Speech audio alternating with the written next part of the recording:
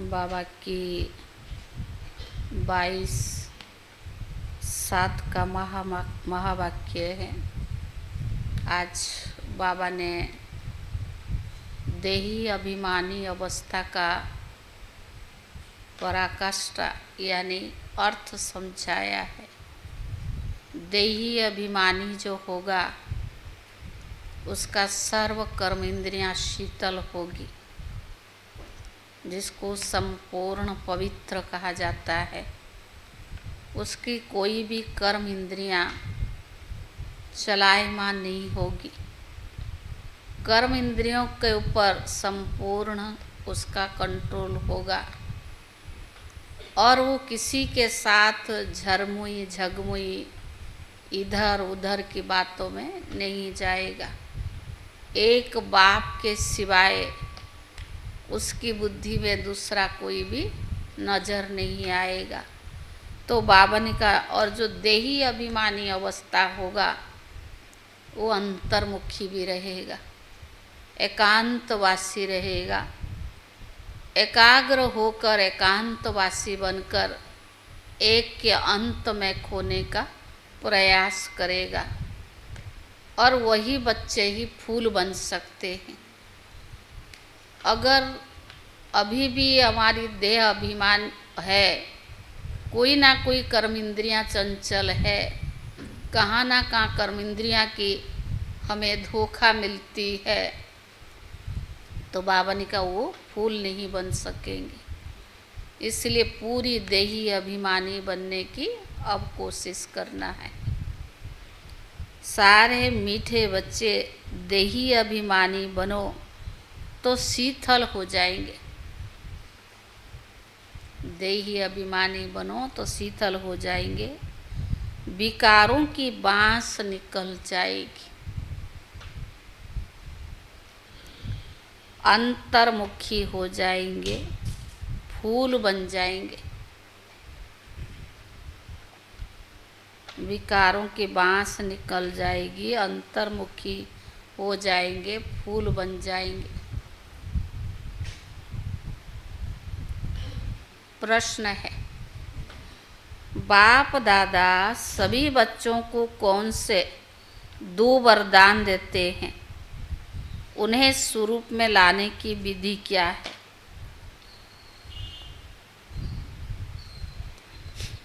बाबा कौन सी 2 वरदान बच्चों को देते हैं, उससे विधि क्या है स्वरूप में लाने की?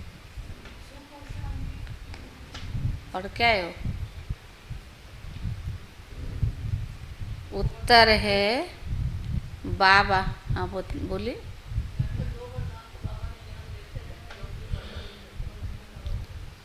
उत्तर है बाबा सभी बच्चों को शांति और सुख का वरदान देते।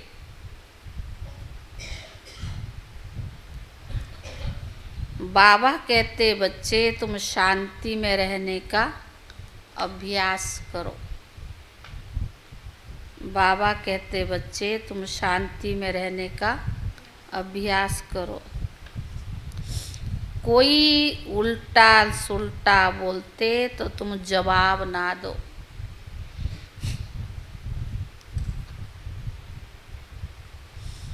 तुम्हें शांत रहना है।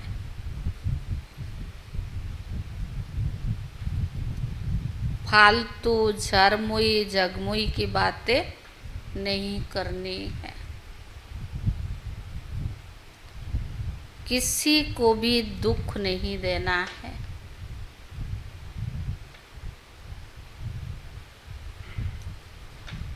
मुख में शांति का मुलारा डाल दो। मुख में शांति का मुलारा डाल दो तो ये दोनों वरदान स्वरूप में आ जाएंगे। ओम शांति। बच्चे कभी सन्मुख है और कभी दूर चले जाते हैं। सन्मुख फिर वही रहते हैं जो याद करते हैं, क्योंकि याद की यात्रा में ही सब कुछ समाया हुआ। सन्मुख और दूर का अर्थ समझा? कौन सन्मुख है? और दूर कौन है? तो बाबा ने कहा गाया जाता है ना, नजर से निहाल। आत्मा की नजर जाती है परमात्मा में और कुछ भी उनको अच्छा नहीं लगता है। उनको याद करने से ही विकर्म विनाश होते हैं।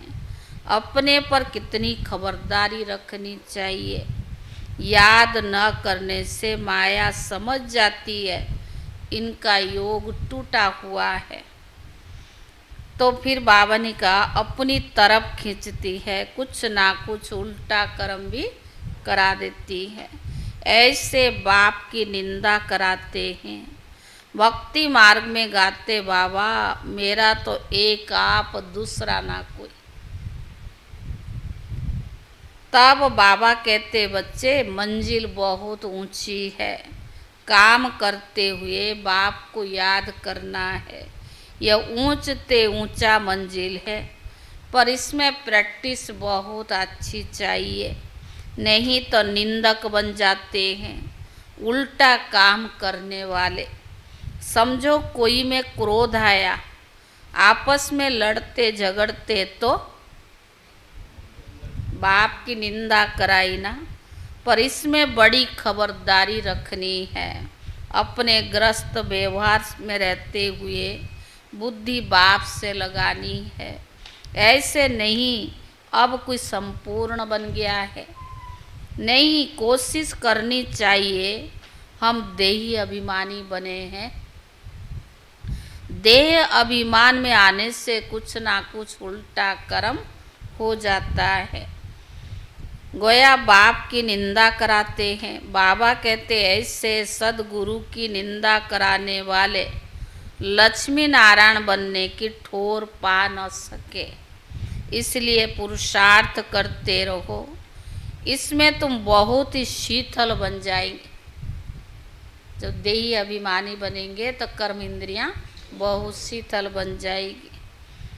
तो बाबा ने कहा 5 विकारों की बातें सब निकल जाएगी। बाप से बहुत ताकत मिल जाएगी। काम काज भी करना है।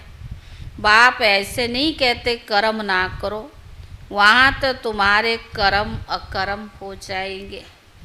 कलयुग में जो कर्म होते हैं विकर्म हो जाते हैं। अभी संगम पर तुमको सीखना होता है, वहाँ सीखने की बात नहीं, यहाँ की शिक्षा वहाँ साथ चलेगी। बाबा बच्चों को समझाते बच्चे बाहर मुखता अच्छा नहीं है, झरमुई जगमुई करना, बुद्धि चंचल हो तो बाबा ने कहा क्या है, हंसना, जोर जोर से बातें करना, तो ये क्या है, बाहर मुखता है ना, ये बाबा को अच्छा नहीं लगता है। अंतर्मुखी भव, वह भी समय आएगा जब तुम बच्चे अंतर्मुखी हो जाएंगे। सिवाय बाप के और कुछ भी याद नहीं आएगा। तुम आए भी ऐसे थे, कोई याद नहीं थी। गर्भ से जो बाहर निकले तो पता पड़ा कि हमारे ये माँ बाप है, ये फलाना है, फिर भी जाना ही वापस ऐसे। तो बाबा ने कहा हम एक बाप के हैं और उनके सिवाय बुद्धि हमारी कहाँ ना जावे। हम बाबा का है, बाबा के सिवाय बुद्धि और कहाँ ना जाए। भले टाइम पड़ा है, परंतु पुरुषार्थ अच्छी रीति करना है ना। शरीर पर कोई भरोसा नहीं है, कोशिश करते रहना चाहिए। घर में भी बहुत शांति हो, कलेश नहीं, नहीं तो सब कहेंगे इनमें कितनी अशांति है। तुम बच्चों को तो रहना है बिल्कुल शांत। तुम शांति से शांति का वर्षा और सुख का वर्षा ले रहे हो ना। सतयुग में तो वर्षा मिलेगा, लेकिन संगम पर भी बाबा कोई कम वर्षा नहीं देता है। अभी तुम रहते हो कांटों के बीच में, फिर जा फूलों के बीच में नहीं हो। कांटों के बीच में रहकर तुम्हें फूल बनना है, कांटों का कांटा नहीं बनना है। जितना तुम बाप को याद करेंगे उतना शांत रहेंगे। कोई उल्टा सुल्टा बोले तो भी तुम शांति में रहो। आत्मा है शांत, आत्मा का स्वधर्म है शांति। तुम जानते हो अभी हमको वापस घर लौटना है।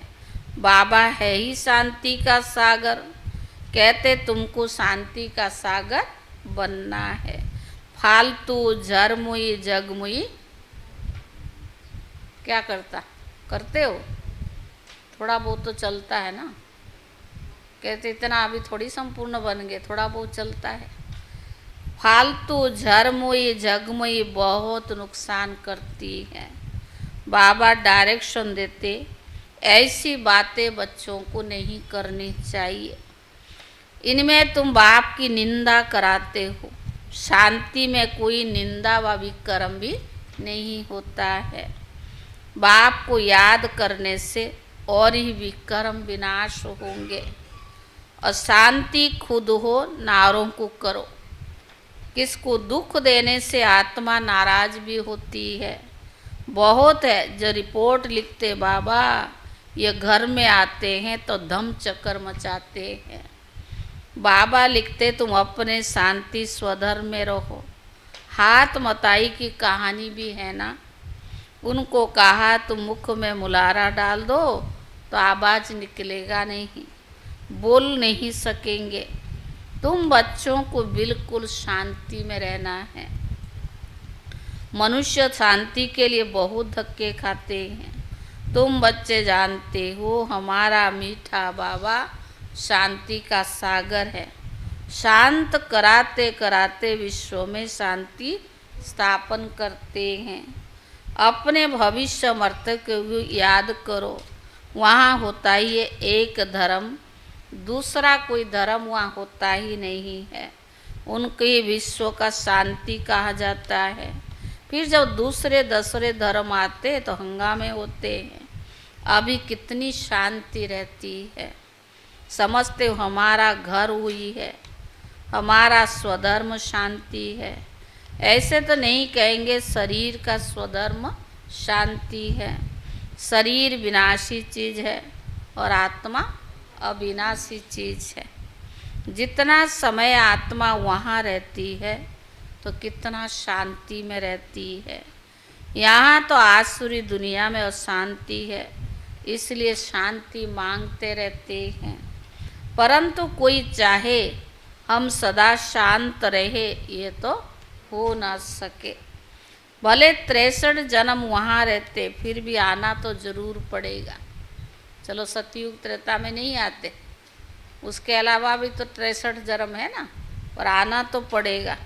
परंतु कोई चाहे हम शांत रहे, यह तो हो ना सके। अपना पाठ दुख सुख का बजाकर फिर हम वापस चले जाएंगे। ड्रामा को अच्छी रीति ध्यान में रखना होता है। तुम बच्चों को भी ध्यान रहे कि बाबा हमको वरदान देते हैं सुख और शांति का। ब्रह्मा की आत्मा भी सब सुनती है, सबसे नज़दीक इनके कान सुनते हैं। इनका मुख कान के नज़दीक है, दूसरा तुम्हारा फिर इतना दूर है, ये झट सुन लेते। कौन? ब्रह्मा बाबा। ये सब बातें समझ सकते हैं। बाबा कहते मीठे मीठे बच्चे, मीठे मीठे तो सबको कहते हैं, क्योंकि बच्चे तो सब बाप के हैं ना। जो भी जीव आत्माएं हैं सब बाप के ही बच्चे अविनाशी है। शरीर तो विनाशी है। बाप अविनाशी है, बच्चे आत्माएं अविनाशी है। बाप बच्चों से वार्तालाप करते हैं। इसको कहा जाता है रूहानी नॉलेज। सुप्रीम रो बैठ बच्चों को समझाते हैं। बाप का प्यार तो है ही। जो भी सब रो है, भले तमो प्रधान है, जानते ही ये सब जब घर में जाते हैं तो सतो प्रधान थे। अभी तमो प्रधान है, जो घर जाएंगे तो सतो प्रधान बनकर जाएंगे। इसको कलप कलप हम आकर शांति का रास्ता बताता हूँ। वर देने की बात नहीं है। ऐसे नहीं कहते कि धनवान भव, आयुष्मान भव। नहीं, सतयुग में तो तुम ऐसे थे, परंतु आशीर्वाद नहीं देते। पढ़ाई है ना, पुरुषार्थ करके फिर ऐसे बनते हैं। कृपा व आशीर्वाद नहीं मांगते। बाप तो बाप भी है, टीचर भी है, ये बात याद करनी है। ओह, शिव बाबा बाप भी है, टीचर भी है और ज्ञान का सागर भी है। बाप बैठ अपना रचना के आदि मध्य अंत का ज्ञान सुनाते हैं, जिससे तुम चक्रवर्ती महाराजा बन जाते हो। ये सारा ऑलराउंडर चक्कर है ना। बाबा समझाते इस समय सारी दुनिया रावण राज्य में है। रावण सिर्फ लंका में नहीं है, यह बेहद की लंका है। चारों तरफ पानी ही पानी है। सारी लंका रावण की थी, अब फिर राम की बनती है। लंका तो सोने की थी ना, वहाँ सोना बहुत होता है। कहाँ? सतयुग में। एक मिसाल भी बताते हैं। ध्यान में गया, वहाँ एक सोने की ईंट देखी, जैसे यहाँ मुट्ठी की है, सॉरी मिट्टी की है, वहाँ सोने की होगी। ख्याल किया कि यहाँ से सोना ले जाए। सूक्ष्म बर्तन में ला सकते सोना? हाँ, समझ में? हाँ, कभी देखा? ध्यान में देखा, सपनों में देखा? क्या देखा तो भी नहीं ला सकते ना। तो बाबा ने कहा जैसे कि मिट्टी की है, यहाँ वहाँ सोने की होगी। ये ख्याल किया सोना ले जाएं। कैसे कैसे नाटक बनाए हैं।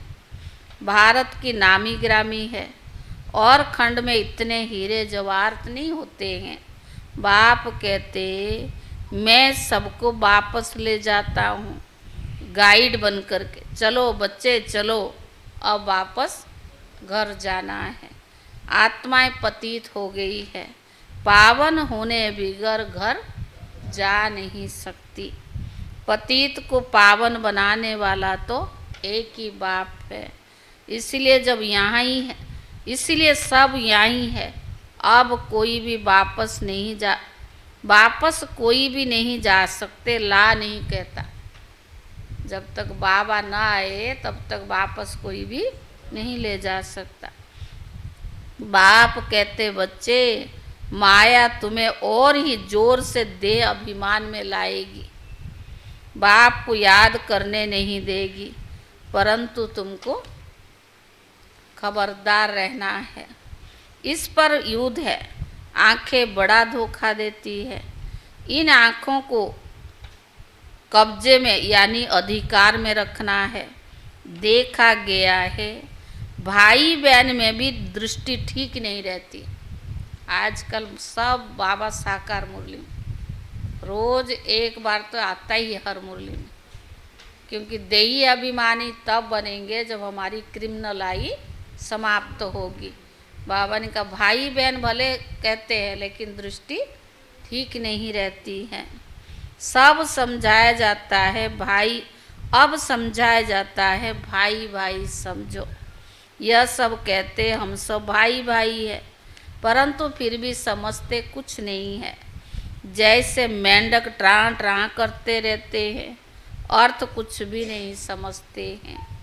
अभी तुम हर एक बात को यथार्थ रीति समझ के हो। बाप मीठे मीठे बच्चों को समझाते कि तुम भक्ति मार्ग में आशिक थे, मासूक को याद करते थे, दुख में झट उनको याद करते थे। हाय राम, हे भगवान रहम करो। स्वर्ग में कभी ऐसे नहीं कहेंगे, वहाँ रावण राज्य ही नहीं होता है। तुमको राम राज्य में ले जाते हैं, उनकी मत पर चलना तो चाहिए ना। अभी तुमको मिलती है ईश्वरीय मत, फिर मिलेगी देवी मत। इस कल्याणकारी संगम युग को कोई भी जानते नहीं, क्योंकि सबको बताया है। कलयुग अर्जुन छोटा बच्चा है, लाखों वर्ष पड़े हैं। बाबा कहते ये भक्ति मार्ग का घोर अंधियारा है, ज्ञान है सोजरा। ड्रामा अनुसार भक्ति की नोंद भी है, यह भी होगी। अब तुम समझते हो भगवान मिल गया तो भटकने की दरकार नहीं रहती है।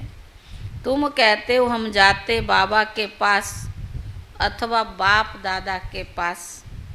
इन बातों को मनुष्य समझ न सके। तुम्हारे में भी जिनको पूरा निश्चय नहीं बैठता तो माया एकदम हप कर लेती है। एकदम गज को ग्राहक हप कर लेता है, अर्थात गज को ग्राहक हप कर लेता, अर्थात क्या कहेंगे? है सुनंती कथ आश्चर्य व सुनंती कथंती पुराने चले गए हैं, उनका भी गायन है। अच्छे अच्छे महारथियों को भी माया हप कर लेती है। बाबा लिखते, बाबा आप अपनी माया को नहीं भेजो। बाबा को पत्र लिखते कि बाबा आप अपनी माया को नहीं भेजो। अरे वो हमारी थोड़ी है। रावण अपना राज्य करते, हम अपना राज्य स्थापन कर रही हैं। यह परंपरा चलाता है। रावण ही तुम्हारा सबसे बड़ा दुश्मन है। जानते हैं रावण दुश्मन है, इसीलिए उसको हर वर्ष जलाते हैं। मैसूर में दशहरा बहुत मनाते हैं, समझते कुछ भी नहीं। तुम्हारा नाम है शिव शक्ति सेना। अब उन्होंने नाम बंदर सेना डाल दिया है। राम के साथ किसको दिखाया? बंदर को दिखाया। बाबा ने कहा वास्तव में तुम कौन है? शिव शक्ति सेना। तो बाबा ने कहा तुम जानते हो बराबर हम बंदर मिसल थे, अब शिव बाबा से हम शक्ति ले रही हैं रावण पर जीत पाने। बाबा ही आकर राजयुग सिखलाते हैं। इस पर कथाएं भी अनेक बना दी है। अमर कथा भी कहते। तुम जानते हो बाबा हमको अमर कथा सुनाते हैं, बाकी कोई पहाड़ आदि पर नहीं सुनाते हैं। कहते शंकर ने पार्वती को अमर कथा सुनाई। शिव शंकर का चित्र भी रखते हैं, दोनों को मिला दिया है। यह सब भक्ति मार्ग है। दिन प्रतिदिन तमः प्रधान होते गए हैं। सतो प्रधान से सतो तो है तो दो कला कम होती है। त्रेता में भी वास्तव में स्वर्ग नहीं कहा जाता है। 16 कला संपूर्ण तो सतयुग में है ना, तो उसको सतयुग कहेंगे। 2 कला कम हो गया तो कहते सेमी स्वर्ग है। बाप आते हैं तुम बच्चों को स्वर्गवासी बनाने। बाबा जानते हैं ब्राह्मण कुल और चंद्रवंशी सूर्यवंशी कुल दोनों स्थापन हो रही हैं।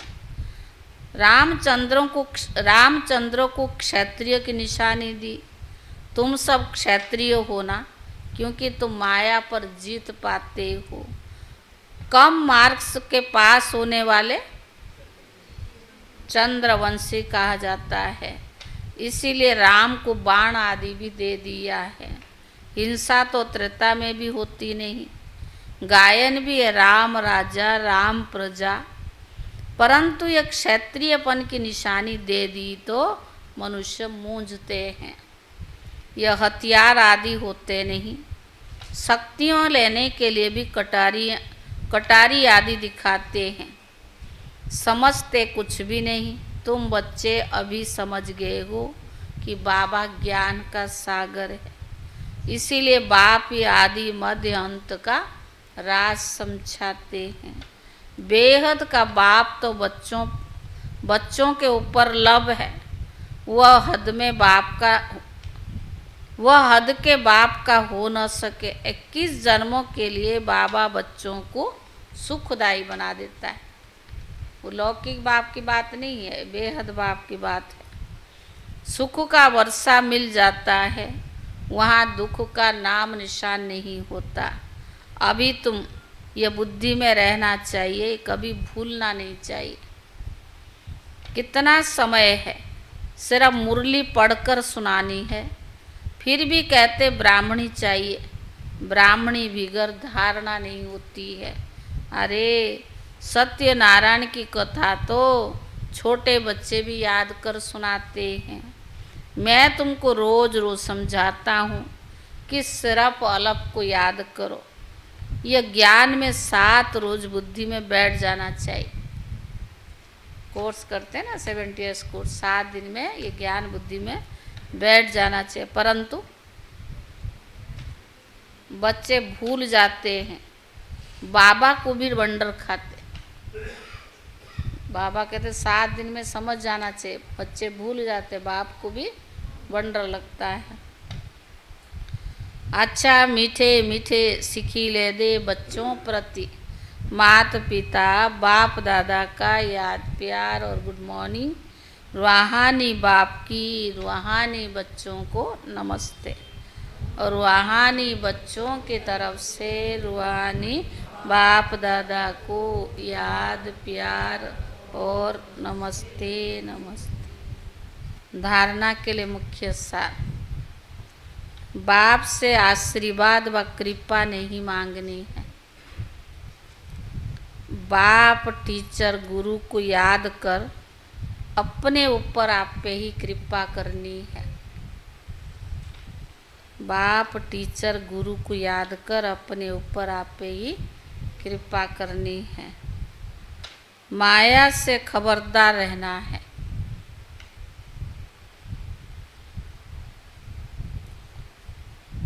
आंखें धोखा देती है, इन्हें अपने अधिकार में रखना है। आंखें धोखा देती है, इन्हें अपने अधिकार में रखना है। दूसरा, फालतू झर मोई जग मोई की बातें सुन बातें बहुत नुकसान करती है। फालतू झरमोई जगमोई की बातें बहुत नुकसान करती है। इसीलिए जितना हो सके शांत रहना है।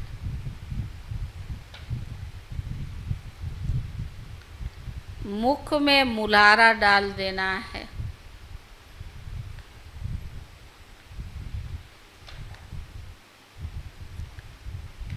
कभी भी उल्टा सुल्टा नहीं बोलना है।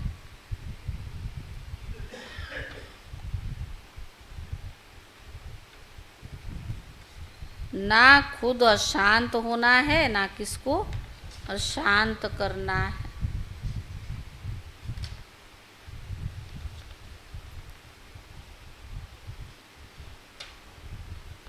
वरदान,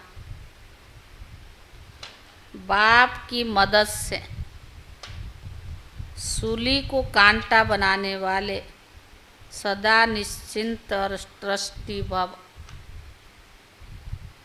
बाप की मदद से सूली को कांटा बनाने वाले सदा निश्चिंत और ट्रस्टी भव।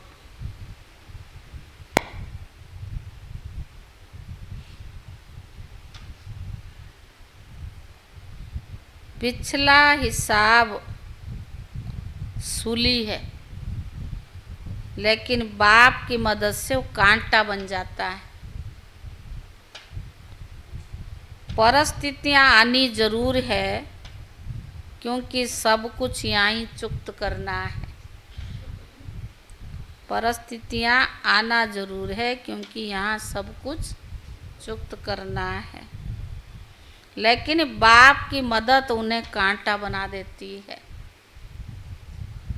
बड़ी बात को छोटा बना देती है, क्योंकि बड़ा बाप साथ है ना।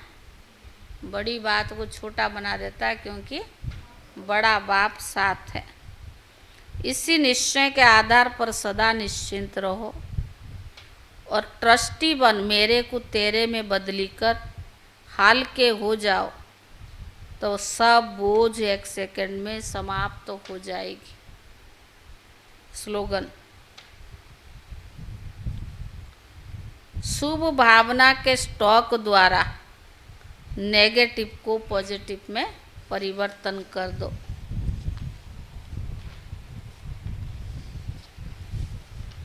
आज कितने तारीख है? 22 तारीख।